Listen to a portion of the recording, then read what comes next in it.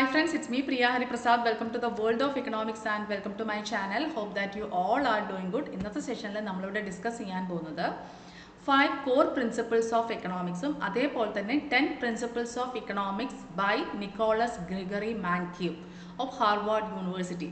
Harvard യൂണിവേഴ്സിറ്റിയിലെ professor of economics ആയിട്ടുള്ള famous macroeconomist ആണ്. അദ്ദേഹത്തിൻ്റെ 10 പ്രിൻസിപ്പിൾസ് ഓഫ് എക്കണോമിക്സ് ഉണ്ട്. അത് കൂടാതെ നമ്മുടെ 5 കോർ പ്രിൻസിപ്പിൾസ് ഓഫ് എക്കണോമിക്സ്, ഇത് രണ്ടുമാണ് നമ്മളിവിടെ ഡിസ്കസ് ചെയ്യാൻ പോകുന്നത്. അപ്പോൾ നമ്മുടെ ഒരു എക്കണോമിക്സ് സ്റ്റുഡൻറ്റ് എന്ന നിലയിൽ ഡെഫിനറ്റ്ലി നമ്മൾ അറിഞ്ഞിരിക്കേണ്ട പഠിച്ചിരിക്കേണ്ട ഒരു കാര്യം തന്നെയാണ്. ഡിഗ്രി ആൻഡ് PG ലെവൽ സ്റ്റുഡൻസിനും നെറ്റ് സെറ്റ് എല്ലാം ട്രൈ ചെയ്യുന്നവർക്കും തീർച്ചയായിട്ടും യൂസ്ഫുൾ ആയിട്ടുള്ള ക്ലാസ് തന്നെ ആയിരിക്കും. അതുകൊണ്ട് തന്നെ UPSC ആസ്പിരൻസിന് എസ്പെഷ്യലി. അപ്പോൾ അതുകൊണ്ട് തന്നെ ഈ വീഡിയോ മസ്റ്റായിട്ടും എല്ലാവരും കാണുകയും നിങ്ങളുടെ ഫ്രണ്ട്സുമായിട്ട് ഷെയർ ചെയ്യുകയും ചെയ്യുക. കൂടാതെ ഈ പോയിന്റ്സ് നോട്ട് ചെയ്ത് ആ പ്രിൻസിപ്പിൾസ് ഡെയിലി നമ്മൾ റീഡ് ചെയ്ത് അത് മനസ്സിലാക്കാനും കൂടെ ശ്രമിക്കുക. ഓക്കെ, അപ്പോൾ നമുക്ക് ക്ലാസ്സിലേക്ക് കിടക്കാം. അപ്പോൾ ആദ്യമായിട്ട് തന്നെ നമ്മൾ 5 കോർ പ്രിൻസിപ്പിൾസ് ഓഫ് എക്കണോമിക്സ്. എക്കണോമിക്സിൽ ഒരു 5 പ്രിൻസിപ്പിൾസ് ഉണ്ട്. എന്തൊക്കെയാണെന്ന് നമുക്ക് നോക്കാം. അത് നമുക്ക് ഏകദേശമൊക്കെ അറിയാവുന്ന കാര്യങ്ങൾ തന്നെയാണ്.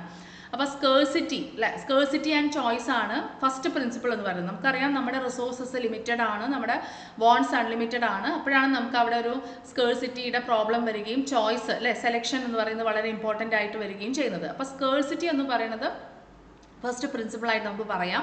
ഓക്കെ, രണ്ടാമത്തത് സ്കേഴ്സിറ്റി എന്ന് പറയുന്ന വാക്കിൻ്റെ അർത്ഥം ദൗർലഭ്യം. നമ്മുടെ റിസോഴ്സസ് ലിമിറ്റഡ് ആണ്, വളരെ ലിമിറ്റഡ് ആയിട്ടുള്ള റിസോഴ്സസ് ആണ് നമുക്കുള്ളത്. അപ്പോൾ അത് നമ്മൾ ഏറ്റവും മോസ്റ്റ് വാണ്ടഡ് ആയിട്ടുള്ള കാര്യങ്ങൾക്ക് മാക്സിമം എഫിഷ്യൻ്റ് ആയിട്ട് യൂസ് ചെയ്യാന്നുള്ള ഒരു പ്രോബ്ലം എക്കണോമിക്സിൽ വരുന്നുണ്ട്. അതാണ് സ്കേഴ്സിറ്റി എന്ന് പറയുന്നത്. Next one, how prices are determined. അതായത് ഡിമാൻഡ് ആൻഡ് സപ്ലൈ ഫാക്ടേഴ്സ് അല്ലെങ്കിൽ ഡിമാൻഡ് ആൻഡ് സപ്ലൈ ഫോഴ്സസ് എങ്ങനെ മാർക്കറ്റിൽ പ്രൈസ് ഡിറ്റർമിൻ ചെയ്യുന്നു എന്നുള്ള കാര്യം, അതൊരു പ്രിൻസിപ്പിളാണ് കേട്ടോ. അപ്പം ഡിമാൻഡ് ആൻഡ് സപ്ലൈ ആണ് സെക്കൻഡ് പ്രിൻസിപ്പിൾ. അല്ലെങ്കിൽ how prices are determine, price എങ്ങനെ ഡിറ്റർമിൻ ചെയ്യുന്നു. നമുക്കറിയാം മാർക്കറ്റിൽ demand and supply forces price determine ചെയ്യുന്ന കാര്യമൊക്കെ നമുക്കറിയാം. Then third one, opportunity cost. It is the next best alternative cost എന്ന് പറയാം നമ്മൾ.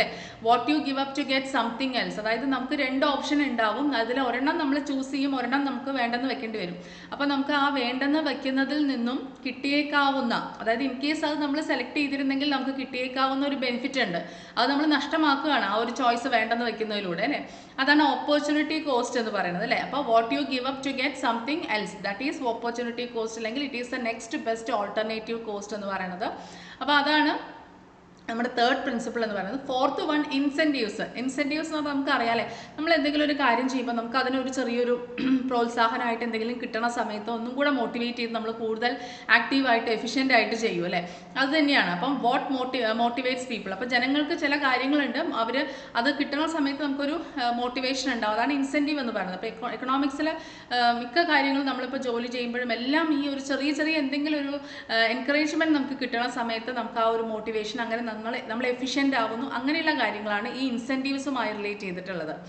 ദെൻ ഫിഫ്ത്ത് വൺ എന്ന് പറയുന്നത്, trade can make everyone better of. അതായത് ട്രേഡിലൂടെ എല്ലാവരെയും ബെറ്റർ ഓഫ് ആക്കാൻ പറ്റും ട്രേഡിലൂടെ. വ്യാപാരം എന്ന് പറയുന്നത് ഒരു വളരെ ഇമ്പോർട്ടൻ്റ് ആയിട്ടുള്ള ഒരു കാര്യമാണ്. അതുപോലെ തന്നെ എല്ലാവരെയും ബെറ്റർ ഓഫ് ആക്കാനായിട്ട് കഴിയുന്ന ഒരു കാര്യമാണ് ട്രേഡ് എന്ന് പറയുന്നത്, വ്യാപാരം എന്ന് പറയുന്നത്. അപ്പം these are the 5 core principles of economics: scarcity, supply and demand, അതേപോലെ തന്നെ opportunity cost, incentives and trade can make everyone better off. Scarcity, അതേപോലെ തന്നെ supply and demand, opportunity cost, പിന്നെ incentives, trade can make everyone better off. These are the എന്താ പറയുക 5 core principles of economics. അപ്പോൾ ഇതിലൂടെയാണ് ശരിക്കും പറഞ്ഞാൽ എങ്ങനെയാണ് ഇൻഡിവിജ്വൽസ്, അതേപോലെ തന്നെ ബിസിനസ്, സൊസൈറ്റി എല്ലാം തീരുമാനങ്ങൾ എടുക്കുന്നത് ഓക്കെ, ആ ലിമിറ്റഡ് റിസോഴ്സസ് വെച്ചുകൊണ്ട് എങ്ങനെ തീരുമാനങ്ങൾ എടുക്കുന്നു, എങ്ങനെ മുന്നോട്ട് പോകുന്നു എന്നുള്ളത് ഇതിനകത്താണ് പറയുന്നത്. ഇതിനകത്ത് ആ സെൻറ്റൻസ് കംപ്ലീറ്റ് അല്ല, ചെറിയൊരു മിസ്റ്റേക്ക് ഉണ്ട്. Okay, then sorry for that. ഇനി നമ്മൾ പഠിക്കാൻ പോകുന്നത് 10 principles of economics as outlined by Gregory Mankiw. Nicholas Gregory Mankiw എന്ന് പറയുന്ന ഫേമസ് ഇക്കണോമിസ്റ്റ്, അതായത് ന്യൂ കെനീഷ്യൻ എക്കണോമിക്സ് അദ്ദേഹത്തിൻ്റെ സജഷനാണ്. അതുപോലെ തന്നെ ഹാർവാർഡ് യൂണിവേഴ്സിറ്റിയിലെ പ്രൊഫസർ ഓഫ് ഇക്കണോമിക്സ് ആണ്. ഓക്കെ, അദ്ദേഹത്തിൻ്റെ കോൺട്രിബ്യൂഷൻ, അതേപോലെ തന്നെ അദ്ദേഹം പ്രിൻസിപ്പിൾസ് ഓഫ് എക്കണോമിക്സ് എന്ന് പറഞ്ഞൊരു ബുക്ക് പബ്ലിഷ് ചെയ്തിട്ടുണ്ടായിരുന്നു. ഇപ്പോൾ അത് ഏകദേശം ഒരു 10 എഡിഷനൊക്കെ വന്നിട്ടുണ്ട് ആ ബുക്കിൻ്റെ കേട്ടോ. ഓക്കെ, അപ്പോൾ അങ്ങനെ വളരെ എന്താ പറയുക ഫേമസ് ആയിട്ടുള്ള ഒരു എക്കണോമിസ്റ്റാണ് ഗ്രിഗറി മാൻക്യൂ എന്ന് പറയുന്നത്. ചിലരൊന്നും പേര് കേട്ടിട്ടുണ്ടാവില്ല, അപ്പോൾ അത് ഓർത്ത് വയ്ക്കുക കേട്ടോ. ഹാർവാർഡ് യൂണിവേഴ്സിറ്റിയിലെ പ്രൊഫസർ ഓഫ് എക്കണോമിക്സ് ആണ് കേട്ടോ, അത് ഓർമ്മ വയ്ക്കുക.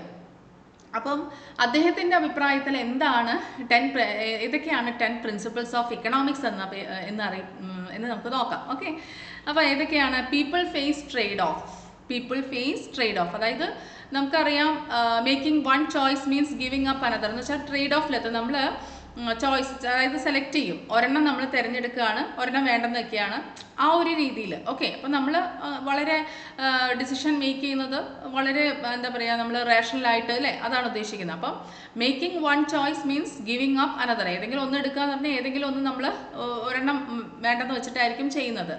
അപ്പം പീപ്പിൾ ഫേസ് ട്രേഡ് ഓഫ്സ്, അപ്പം ആദ്യം പ്രിൻസിപ്പിൾസ് പഠിച്ചു വയ്ക്കുക. People face trade offs. Okay, then second one, the cost of something is what you give up to get it. അതായത് എന്തിൻ്റെയെങ്കിലും ഒരു വില എന്ന് പറയുന്നത് നമ്മൾ കൊടുക്കുന്നു, അതായത് ഒരെണ്ണം നമ്മൾ സാക്രിഫൈസ് ചെയ്യുന്നു, അതിൻ്റെ ഒരു ഇതാണ് കോസ്റ്റ് ഓഫ് സംതിങ് എന്ന് പറയുന്നത്.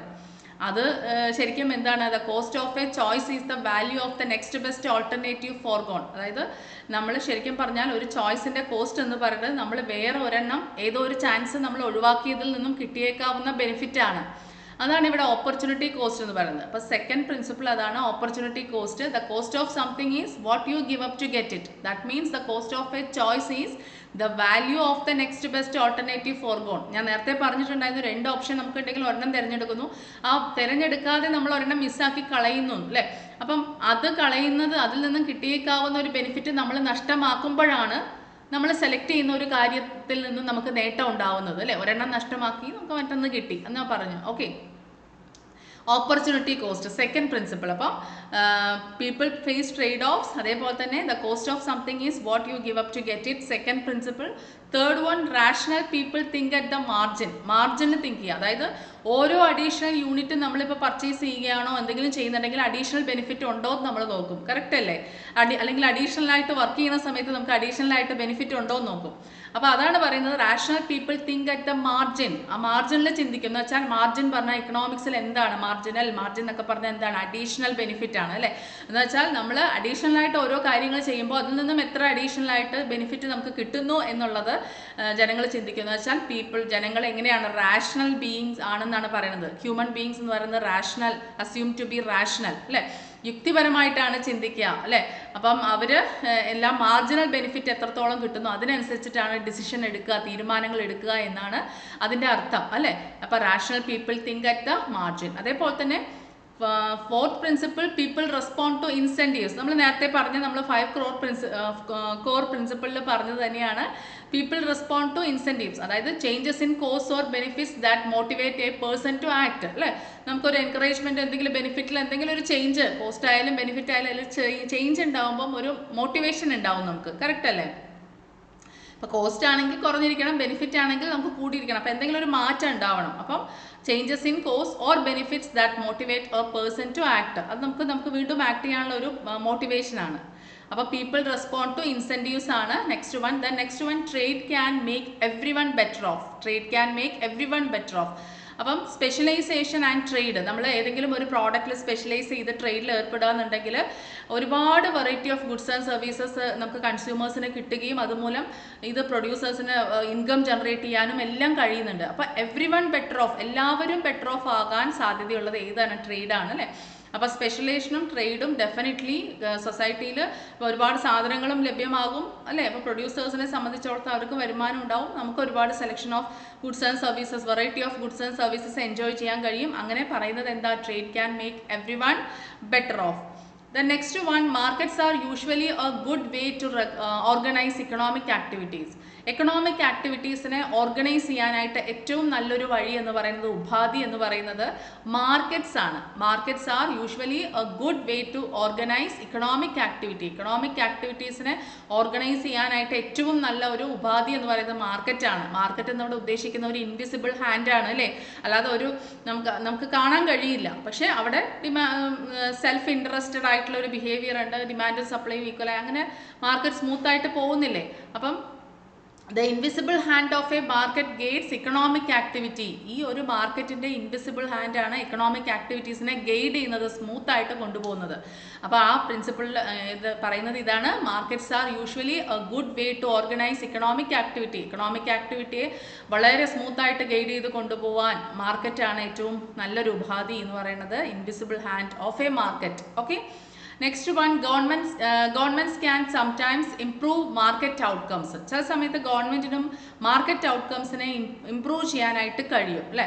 അതായത് ഗവൺമെൻറ് ഇൻ്റർവെൻഷൻ ഒരു സർട്ടൻ ലിമിറ്റിൽ മതി എന്ന് നമ്മൾ പറയാറുണ്ടെങ്കിൽ കൂടെ government intervention can correct market failures, provide public goods and enforce property rights. അതായത് മാർക്കറ്റ് ഫെയിലിയേഴ്സ് ഉണ്ടാവും അല്ലേ, പ്രോപ്പർ ആയിട്ടുള്ള ഗുഡ്സ് ആൻഡ് സർവീസസിൻ്റെ ഡിസ്ട്രിബ്യൂഷൻ ഇല്ലാതെ വരുന്ന ഒരു പ്രോബ്ലം മാർക്കറ്റ് ഫെയിലിയർ ആണ്. അപ്പം അതിനെ ഒരു പരിധി വരെ കറക്റ്റ് ചെയ്യാനായിട്ട് ഗവൺമെൻറ്റിൻ്റെ ഇൻ്റർവെൻഷന് കഴിയും. അതേപോലെ തന്നെ പബ്ലിക് ഗുഡ്സ് ജനങ്ങൾക്ക് വേണ്ടി പ്രൊവൈഡ് ചെയ്യാൻ ഗവൺമെൻറ്റിനേ കഴിയുള്ളൂ, ശരിയല്ലേ? ഓക്കെ, അതേപോലെ തന്നെ പ്രോപ്പർട്ടി റൈറ്റ്സ് എൻഫോഴ്സ് ചെയ്യാനും ആർക്ക് കഴിയുള്ളൂ? ഗവൺമെൻറ്റിനെ കഴിയുള്ളൂ. ഓക്കെ, അപ്പോൾ governments can sometimes improve market outcomes. That means government intervention can correct market failures, അതേപോലെ തന്നെ എന്ത് പ്രൊവൈഡ് ചെയ്യും? Public goods and enforce property rights, ഇത്രയും കാര്യങ്ങൾ അല്ലേ. പിന്നെ അപ്പം അതാണ് ഒരു principle, governments can sometime improve market outcomes. Next one, a country's standard of living depends on its ability to produce goods and services. അല്ലേ, ഒരു വണ്ടർഫുൾ പ്രിൻസിപ്പിൾ എന്ന് ഞാൻ പറയും. ഒരു കൺട്രിയുടെ സ്റ്റാൻഡേർഡ് ഓഫ് ലിവിങ് എന്ന് പറയുന്നത് എന്തിനെ ഡിപ്പെൻഡ് ചെയ്തുകൊണ്ടിരിക്കുന്നു? ആ കൺട്രിയുടെ ഗുഡ്സ് ആൻഡ് ആ കൺട്രിയുടെ ability to produce goods and services. ആ ഒരു കൺട്രിക്ക് എത്രത്തോളം സാധനങ്ങളും സേവനങ്ങളും പ്രൊഡ്യൂസ് ചെയ്യാൻ കഴിയുന്നു എന്നതിനെ അടിസ്ഥാനമാക്കിയായിരിക്കും ഒരു രാജ്യത്തിൻ്റെ ജീവിത നിലവാരം ഇരിക്കുന്നത് അല്ലേ.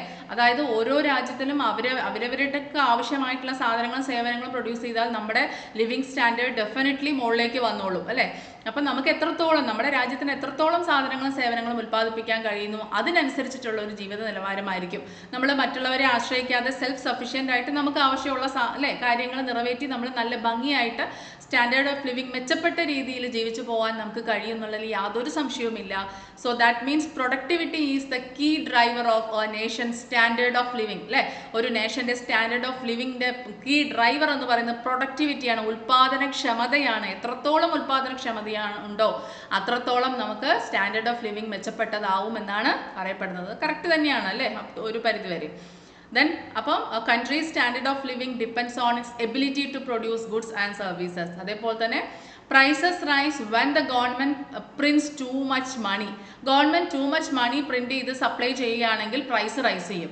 അതായത് നമ്മൾ മാക്രോ എക്കണോമിക്സിൽ പഠിക്കാറുണ്ട്, മണി സപ്ലൈ കൂടിയാൽ പ്രൈസ് ലെവൽ കൂടുമെന്ന്. അത് കറക്റ്റാണ്. ഇപ്പോൾ ഗവൺമെൻറ് കൂടുതൽ മണി പ്രിൻറ്റ് ചെയ്യുന്നു, സപ്ലൈ ചെയ്യുന്നു എങ്കിൽ സർക്കുലേഷൻ ഓഫ് മണി ഇൻക്രീസ് ചെയ്യും. സർക്കുലേഷൻ ഓഫ് മണി ഇൻക്രീസ് ചെയ്യുമ്പോൾ എന്താ സംഭവിക്കുക? സാധനങ്ങൾക്ക് ഡിമാൻഡ് കൂടും. ഡിമാൻഡ് കൂടുമ്പം പ്രൈസ് കൂടും അല്ലേ. ഡിമാൻഡ് ആവശ്യക്കാർ കൂടുമ്പോൾ പ്രൈസ് കൂടും. കറക്റ്റ് തന്നെയാണ്. അപ്പം prices rise when the government prints too much money. Government too much അല്ലേ എമൗണ്ട് ഓഫ് മണി കൂടുതൽ പ്രിൻറ്റ് ചെയ്യുകയാണെങ്കിൽ പ്രൈസ് എന്ത് ചെയ്യും? റൈസ് ചെയ്യും. That means excessive money supply leads to inflation.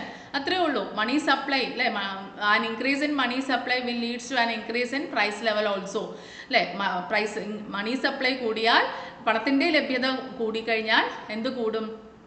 Inflation ഉണ്ടാവും. പണപ്പെരുപ്പം എന്ന് വെച്ചാൽ വില നിലവാരം കുതിച്ചുയരും. കാരണം എന്താണ്? അതായത് മണി സപ്ലൈ കൂടുതലുണ്ട് എന്ന് പറഞ്ഞാൽ അതിനർത്ഥം നമ്മുടെ കൈവശം സർക്കുലേറ്റ് ചെയ്യുന്ന പണത്തിൻ്റെ അളവ് കൂടുതലാണ്. അപ്പോൾ നമ്മൾ എന്താ പറയുക, ഒബ്വിയസ്ലി സാധനങ്ങൾ കൂടുതൽ ഡിമാൻഡ് ചെയ്യും. ഓക്കെ, അങ്ങനെയാണ്. അപ്പം then as value of money decreases. അപ്പോൾ ആ സമയത്ത് നമുക്കറിയാം മണി സപ്ലൈ കൂടിയാൽ വാല്യൂ ഓഫ് മണി ഡിക്രീസ് ചെയ്യും അല്ലേ. അപ്പം നമ്മൾ അങ്ങനെയും നമുക്ക് പറയാം, വാല്യൂ ഓഫ് മണി ഡിക്രീസ് ചെയ്യുന്ന സമയത്ത് നേരത്തെ കൊടുത്ത അത്രയും രൂപ കൊടുത്താൽ മതിയാകുന്നില്ല. നേരത്തെ നമ്മളിപ്പോൾ ഒരു 100 rupees കൊടുത്തെങ്കിൽ ഒരു സാധനം, അതേ സാധനം നമ്മൾ ഇപ്പോൾ വാങ്ങിക്കുന്നത് 150 ആയിരിക്കും. കാരണം പണത്തിൻ്റെ മൂല്യം കുറഞ്ഞു. എന്താ കാരണം? അതിൻ്റെ മണി സപ്ലൈ കൂടി. മണി സപ്ലൈ കൂടിയാൽ വാല്യൂ ഓഫ് മണി ഡിക്രീസ് ചെയ്യും. അങ്ങനെയും നമുക്ക് പറയാം കേട്ടോ. രണ്ട് രീതിയിൽ നിങ്ങൾ ഓർത്ത് വെക്കണം, നന്നായിട്ട് മനസ്സിലാക്കി വെക്കണം. Then next one, society faces a short-run trade-off between inflation and unemployment. ഇൻഫ്ലേഷനും അൺഎംപ്ലോയ്മെൻറ്റും തമ്മിൽ സൊസൈറ്റി ഒരു short run trade off face ചെയ്യുന്നുണ്ട്. ആരൊക്കെ തമ്മിൽ? ഇൻഫ്ലേഷനും അൺഎംപ്ലോയ്മെൻറ്റും തമ്മിൽ ഒരു short run trade off face ചെയ്യുന്നുണ്ട്. അതായത് ഷോർട്ട് ടേമിൽ policies that reduce inflation can lead to higher unemployment. അതായത് ഈ ഇൻഫ്ലേഷനെ കുറയ്ക്കാനായിട്ട് ഗവൺമെൻറ് കുറേ കാര്യങ്ങളും കൊണ്ടുവരും അല്ലേ. അങ്ങനെ വരുന്ന സമയത്ത് അത് എന്തിന് കാരണമാവുമെന്നാണ് പറയുന്നത്? അൺഎംപ്ലോയ്മെൻറ്റ് കൂടും അല്ലേ, അൺഎംപ്ലോയ്മെൻറ്റ് കൂടും. അപ്പോൾ ഗവൺമെൻറ് ഇൻഫ്ലേഷൻ കുറയ്ക്കാൻ പോളിസീസ് ഫോർമുലേറ്റ് ചെയ്ത് അത് ഇംപ്ലിമെൻറ്റ് ചെയ്യുകയാണെങ്കിൽ എക്കോണമിയിൽ അൺഎംപ്ലോയ്മെൻറ്റ് കൂടും. നേരെ തിരിച്ചും എന്ന് വെച്ചാൽ അതേപോലെ നേരെ തിരിച്ച് നമുക്ക് ചിന്തിച്ചാൽ മതി. അപ്പോൾ ഇത് പഠിച്ചാൽ മതി. അപ്പോൾ കാരണം കൺഫ്യൂഷൻ വരണ്ട, അതുകൊണ്ടാണ് ഞാൻ പറയാത്തത്. അപ്പം ഷോർട്ട് ടേമിൽ ചില ഗവൺമെൻറ് ചില പോളിസീസ് കൊണ്ടുവരികയാണ് എന്തിനു വേണ്ടിയിട്ട്? ഇൻഫ്ലേഷൻ കേർബ് ചെയ്യാൻ വേണ്ടിയിട്ട്, ടു കേർബ് ഇൻഫ്ലേഷൻ അല്ലേ, ഇൻഫ്ലേഷൻ ഇല്ലാതെയാക്കാൻ വേണ്ടിയിട്ട്, കുറയ്ക്കാൻ വേണ്ടിയിട്ട്. അങ്ങനെ വരുന്ന സമയത്ത് അൺഎംപ്ലോയ്മെൻറ്റ് കൂടും. ഓക്കെ, അപ്പം നമ്മളിവിടെ പറയുന്ന ലാസ്റ്റ് പ്രിൻസിപ്പിൾ 10th പ്രിൻസിപ്പിൾ എന്താണ്? Society faces short run trade off between inflation and unemployment അല്ലേ. ഷോർട്ട് റൺ ഒരു ട്രേഡ് ഓഫ് ഫേസ് ചെയ്യുന്നുണ്ട്, ഇൻഫ്ലേഷനും അൺഎംപ്ലോയ്മെൻറ്റും. ഓക്കെ, അതാണ് പറയുന്നത്. ഓക്കെ, അപ്പോൾ ഇൻഫ്ലേഷൻ കുറഞ്ഞു വന്നാൽ ഹൈ അൺഎംപ്ലോയ്മെൻറ്റ് ഉണ്ടാവുന്ന പറയുന്നത്. ഇൻഫ്ലേഷൻ കൂടിയാൽ, അതായത് പണപ്പെരുപ്പം ഉണ്ടെങ്കിൽ എന്താണെന്നറിയോ, സാധനങ്ങൾക്ക് ഡിമാൻഡ് ഉണ്ട്, അപ്പോൾ നല്ലോണം പ്രൊഡ്യൂസ് ചെയ്യും അല്ലേ. അപ്പോൾ എന്താ സംഭവിക്കാൻ? അൺഎംപ്ലോയ്മെൻറ്റ് പ്രോബ്ലം കുറച്ച് കുറഞ്ഞു വരും. അതാണ് ഈ പറയുന്നത്. ഓക്കെ, അപ്പോൾ ദീസ് ആർ ദ 10 പ്രിൻസിപ്പിൾസ്. നമുക്കൊന്ന് ജസ്റ്റ് ചെക്ക് ചെയ്യാം. 10 principles outlined by Gregory Mankiw, Nicholas Gregory Mankiw, Harvard യൂണിവേഴ്സിറ്റിയിലെ പ്രൊഫസർ, ന്യൂ കെനീഷ്യൻ ഇക്കണോമിക്സ് അല്ലേ, അദ്ദേഹത്തിൻ്റെ കുറേ എക്സ്പ്ലനേഷൻ ഉണ്ട്. അതേപോലെ തന്നെ മാക്രോ എക്കണോമിക്സിലെ വളരെ ഫേമസ് ആയിട്ടുള്ള ഒരു എക്കണോമിസ്റ്റാണ്. അപ്പം അദ്ദേഹത്തിൻ്റെ അഭിപ്രായത്തിലുള്ള എക്കണോമിക്സിലുള്ള 10 പ്രിൻസിപ്പിൾസ് എന്ന് പറയുന്നത്, അതേപോലെ തന്നെ പ്രിൻസിപ്പിൾസ് ഓഫ് ഇക്കണോമിക്സ് എന്ന് പറയുന്ന ബുക്ക് അദ്ദേഹം പബ്ലിഷ് ചെയ്തിട്ടുണ്ട്. എനിക്ക് തോന്നുന്നു ഇപ്പോൾ ഒരു 10 എഡിഷൻ വരെ ഉണ്ട് ആ ബുക്ക്. ഓക്കെ, ദെൻ അപ്പോൾ ഏതൊക്കെയാണ് principles? People face trade offs, അതുപോലെ തന്നെ the cost of something is what you give up to get it. Then rational people think at the margin, people respond to incentives, trade can make everyone better off, markets are usually a good way to organize economic activity, governments can sometimes improve market outcomes, then a country's standard of living depends on its ability to produce goods and services, then prices rise when the government prints too much money, then society faces a short-run trade-off between inflation and unemployment. These are the 10 principles of economics by Nicholas Gregory Mankiw.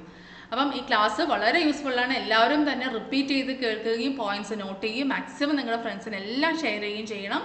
Okay, ഇതുപോലെ വീണ്ടും വേറൊരു ക്ലാസ്സിൽ നമുക്ക് കാണാം. Thank you, thanks a lot, take care, by.